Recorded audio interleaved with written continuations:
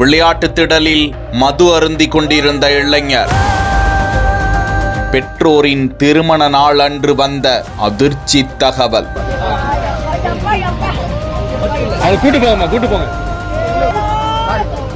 என் மகனை யாருடா கொன்னது என கத்தி கதறி அழுத தாய்.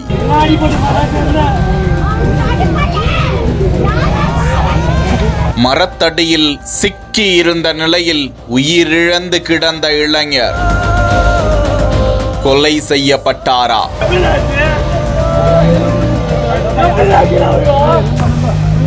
செங்கல்பட்டு மாவட்டம் மறைமலை நகர் அருகே பேரமனூர் பகுதியை சேர்ந்தவர் மயில்ராஜ். இவரது மகன் 21 வயதான மனோ. இவரை முன்தின இரவு முதல் காணவில்லை என அவரது பெற்றோர் மறைமலை நகர் காவல் நிலையத்தில் புகார் அளித்தனர். போலீசார் தேடி வந்த நிலையில் மறைமலை நகர் விளையாட்டு திடலில் ஒரு ஆண் சடலம் கிடப்பதாக அந்த பகுதியை சேர்ந்த ஒருவர் போலீசாருக்கு தகவல் அளிக்க சம்பவ இடத்திற்கு விரைந்த போலீசார் அங்கு சென்று பார்த்தபோது திடலின் புதர் நிறைந்த பகுதியில் சுவற்றுக்கு மிக அருகே வளர்ந்திருந்த மர இடுக்கில் விழுந்து கிடந்தவாறு உயிரிழந்து கிடந்தார். அந்த நபர் காணவில்லை என புகார் கொடுக்கப்பட்ட மனோவா என்பதை அறிய அவரது பெற்றோர் மற்றும் நண்பர்களுக்கு தகவல் அளிக்க அவர்கள் வந்து பார்த்தபோது அந்த இளைஞர் மனோதான் என அறிந்து கொண்டு அவர்கள் கதறி துடித்தது காண்போரை பதறச் செய்தது.